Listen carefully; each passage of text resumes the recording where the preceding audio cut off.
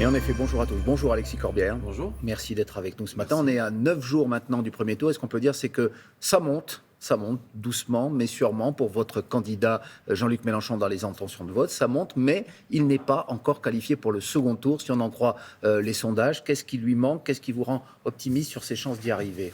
À ce stade, personne n'est qualifié pour le second tour. Mais ce qui est vrai, c'est la dynamique que constatent les études d'opinion. Il faut s'en méfier, mais qu'on voit aussi dans de multiples réunions autour de Jean-Luc Mélenchon. Il y a un succès, il y a une effervescence, il y a une dynamique de cette possibilité d'être au deuxième tour de l'élection présidentielle. Mais Alors, c'est une possibilité, parce que lorsqu'on l'écoute, il dit « j'y serai ». Oui, lorsqu'on on a écoute ses raison, partisans, bien sûr. Oui, ah nous, bon nous nous battons pour ça, c'est l'objectif que nous nous donnons. Et nous disons, pas tous ceux, notamment ceux qui ont le cœur contre le racisme républicain, pour le social, de dire on peut battre l'extrême droite dès le premier tour. Réglons cette affaire, c'est possible. L'extrême droite est divisée.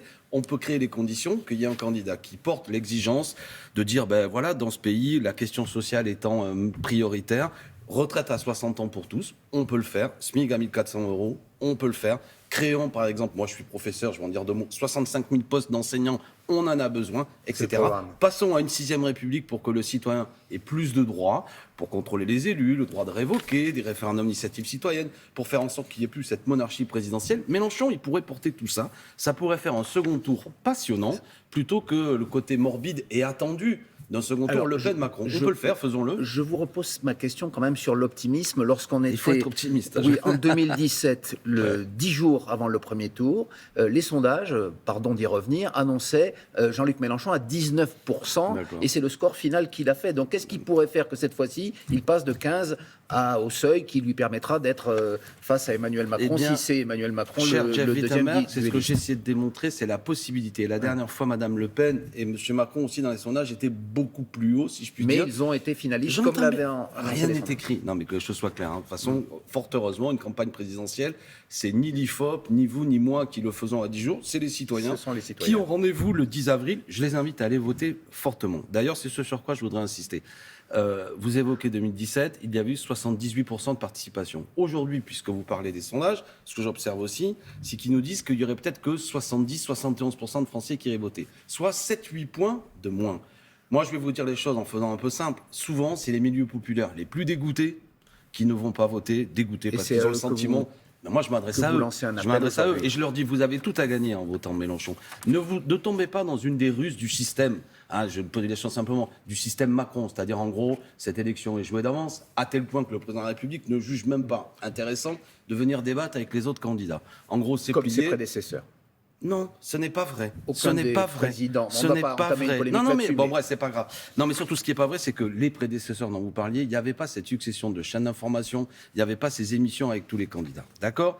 Et de toute manière, quand bien même les autres ne l'auraient pas fait, je dis à M. Macron qu'à partir du moment où il veut faire révolution, comme il l'a dit, il n'est pas obligé de reprendre tous les traits les plus monarchiques de ses prédécesseurs. Et enfin, pour finir, si on a le cœur républicain, on veut que les citoyens viennent. Et je vais vous dire, c'est souvent les émissions où les candidats peuvent débattre qui créent de l'intérêt. Hier soir, sur le service public, il y a une émission où je pense que on verra les audiences, j'espère qu'elles seront bonnes, mais que c'est pas toujours passionnant. En tout cas, ce matin, vous êtes là. Non, mais je critique pas, je dis, je cherche à motiver les citoyens, à leur dire, il y a un enjeu. Vous avez reproché, il y a quelques jours, à Anne Hidalgo, la candidate socialiste, de refuser de se prononcer au cas où il y aurait le duel que vous souhaitez, Mélenchon-Macron. Mais qu'est-ce que vous faites d'autre, vous, dans l'autre hypothèse qui est quand même crédible, celle d'un duel Macron-Le Pen? Vous dites également, on verra plus tard ce que vous reprochez à Anne Hidalgo. C'est pas exactement la même chose. Qu'est-ce que vous dites? Mais si cette hypothèse arrive. Non, mais attendez, premièrement, je ne reproche rien à personne et que je sois clair, c'est une ligne de conduite. Vous avez peut-être un tweet où j'étais étonné qu'entre un candidat, quand même, comme Jean-Luc Mélenchon, qui vient du monde du travail. Mais elle dit, elle verra plus tard. Vous dites la même chose. Non, mais elle a tendance à renvoyer tout. Elle a même dit précédemment que quasiment, il n'y avait rien à gagner dans Jean-Luc Mélenchon. Et on se demande même, d'ailleurs, c'est ce que j'observe de la part de beaucoup de barons socialistes, que quasiment ils préfèrent Macron. Mais c'est pas le sujet. De toute manière, je ne m'adresse ni à Mme Hidalgo, ni à M. Jadot. Je ne veux pas polémiquer avec eux parce qu'ils font campagne. Et sur ma question, c'est leur droit. Pourquoi vous ne répondez pas dans le cas d'un duel Macron-Le Pen qui est quand même une hypothèse crédible? Non, mais attendez, pardon. Jean-Luc Mélenchon est à quelques points pour être au deuxième tour. Vous m'interrogerez au soir du 10 avril et vous aurez bien raison sur ce que je fais. Et moi, je ne vais pas créer les conditions. Non, mais parce que je vous demande ce matin, plus exactement. J'ai bien compris. Non, on refera peu ou prou ce qu'on a fait en 2017. De toute façon, Jean-Luc Mélenchon l'a déjà dit. Premièrement, nous consulterons nos adhérents. Deuxièmement, nous sommes totalement défavorables à ce qu'il y ait des voix qui puissent se tourner vers Madame Le Pen, qui n'a jamais été une option, que quelque chose soit clair. Mais surtout, ce que je veux créer, mettez-vous à ma place, la compréhension que ce qui fait une singularité ou une particularité par rapport à 2017, c'est que Jean-Luc Mélenchon peut battre Madame Le Pen. C'est dans la marge d'erreur possible, à condition que parmi les gens qui aujourd'hui n'ont pas prévu d'aller voter, ils y aillent. À condition aussi peut-être que des électeurs de Madame Hidalgo, de Monsieur Jadot, ou que sais-je, ou d'autres se disent, plutôt que de perdre peut-être, même s'ils croient plus à cette candidat, il y a une possibilité en votant pour Jean-Luc Mélenchon de dire je bats l'extrême droite dès le premier tour. Ça vaut le coup, ne ratons pas l'occasion et après on verra. Alexis Corbière, comme tous les opposants à Emmanuel Macron, vous vous êtes emparé de ce qu'on appelle désormais l'affaire McKinsey, le recours par le gouvernement au service d'un cabinet privé, comme l'ont fait ses prédécesseurs et comme le font la plupart des pays européens. Non, attendez, pardon, je vous coupe. Oui. Là, ça a doublé quand même, hein. D'accord ? Ça a doublé par rapport aux prédécesseurs. Oui, non, mais c'est important. Ça a doublé, et la part d'ailleurs parmi ces conseils, parce que parfois il y a des conseils techniques informatiques, et la part stratégique a fortement augmenté. Qu'est-ce qu'il y a d'illégal ? Illégal, j'en sais rien. De choquant. J'en sais rien, ou il y a quelque chose d'illégal? Non, mais déjà, je suis pour qu'il y ait une enquête qui soit menée, on l'a dit, qu'on vérifie ce qui est légal ou pas légal. Premièrement, il y a une proximité entre ce cabinet et M. Macron et En Marche qui est très forte, et on se demande vraiment pour quelle raison, comme par hasard, les mêmes qui sont de McKinsey l'ont aidé pendant sa campagne en 2017. Le principal responsable du cabinet McKinsey avait même coécrit un rapport avec M. Macron, et McKinsey décroche des contrats. Mais je vais vous prendre un exemple très concret. Ce gouvernement a mis en place une réforme de l'assurance chômage qui fait que dans ce pays, aujourd'hui, vous allez avoir 1,2 million de chômeurs qui voient d'ores et déjà leur aide baisser. À tel point qu'il y a 400 000 personnes... Et il a consulté... Attendez. Non, il y a 400 000 personnes qui vont voir leur indemnité chômage baisser de près de 40%. Le gouvernement veut faire des économies d'argent public, dit-il, parce que c'est très précieux. Et à l'inverse, on a gaspillé de l'argent pour demander, par exemple, des conseils stratégiques pour l'évolution du métier d'enseignant. Ça a coûté 1,5 million d'euros. Un rapport qui n'a servi à rien, où la page a coûté 2 400 euros la page, pour un rapport qui n'a occasionné ni un colloque, ni rien. Donc moi, ce que je dis simplement, ce que je dis aux Français, acceptez-vous que quand c'est le chômeur, on le frappe, on fait baisser ses aides parce qu'on dit l'argent public est précieux, mais on gaspille de l'argent à des cabinets privés pour des conseils, pardon l'expression triviale, totalement à la con parfois, voire même des conseils... Non, ce que j'appelle, pardon, je suis trivial de bon matin, on m'en excusera, mais y compris des conseils ultra-libéraux qui consistent à dire il y a trop d'aide sociale. Vous savez qu'on a baissé les APL de 5 euros, c'est un conseil McKinsey. Non, mais ce que je veux dire, c'est que ces conseils, ces cabinets conseils, chaque fois démantèlent l'État, l'affaiblissent. Est-ce que vous pensez néanmoins que cette polémique qui survient finalement dans la dernière ligne droite avant le premier tour ne bénéficie pas à ceux qui sont un peu contre le système, à ceux qui disent tous pourris en parlant du monde politique, c'est-à-dire plutôt des électeurs qui choisissent souvent Marine Le Pen plutôt que vous. Et c'est ce qu'on observe dans les sondages. Qu'est-ce que ça vous rapporte électoralement d'insister là-dessus ? Il n'y a que les électeurs de Marine Le Pen qui sont pour l'honnêteté et la probité. Il n'y a que les électeurs de Marine Le Pen. Vous dites qu'il y a eu de la malhonnêteté. Non, mais ce que j'appelle de la...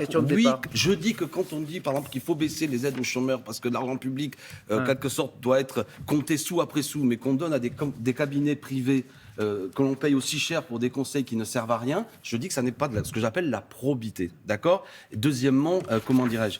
Oui, il faut aussi dans cette campagne que toute la lumière soit faite sur pour quelles raisons on fait appel à des cabinets privés pour chaque fois affaiblir l'État, chaque fois pour dire la même chose. Alors les profs seraient trop payés, les APL, il y en aurait trop, etc. Et c'est sur cela qu'on doit juger le gouvernement et voter. On n'a pas une haute administration, on n'a pas des hauts fonctionnaires, ils sont tous idiots dans cette maison, il n'y en a pas un seul qui peut faire le boulot. Je n'y crois pas, moi j'ai confiance dans notre administration, elle est de qualité. Et ces conseils, éventuellement, peut être fait. Une minute, vous savez qu'on est assujetti au temps de parole. Et sur la guerre en Ukraine, je voudrais savoir quelle est aujourd'hui la position de votre candidat Jean-Luc Mélenchon. Est-ce qu'il considère toujours qu'il faut négocier avec Vladimir Poutine, alors qu'on voit que bien, le régime russe, en tout cas le président russe, ne tient pas forcément ses engagements. Par exemple, à Mariupol, où un cessez-le-feu a été promis, il n'est pas appliqué.